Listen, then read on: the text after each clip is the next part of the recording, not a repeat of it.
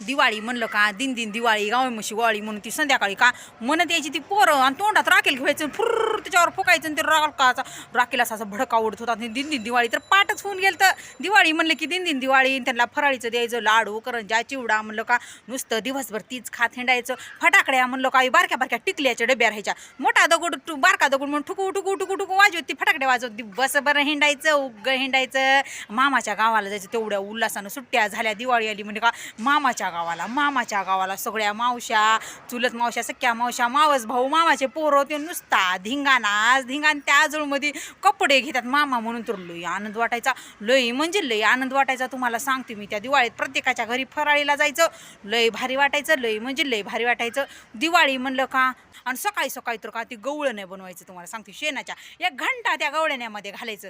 ती गवळण्या शेणाच्या बनवायचं. त्याच्यावर पीठ टाकायचं ही टाकायचं अगरबत्ती लावायचं फुलं टाकायचं काय टाकून लई भारी करायचं. आणि दुसऱ्याच्या बघायला हिंडायचं तुझ्या गवळ्याने कसं येतात माझ्या गवळ्याने कसं येतात म्हणून. अशी दिवाळी बघा आमच्या लहानपणीची. काय त्या दिवाळीची का मजाच काही और होती. लई म्हणजे लई भारी दिवाळी. तुमच्या सगळ्यांना सुद्धा हॅपी दिवाळी.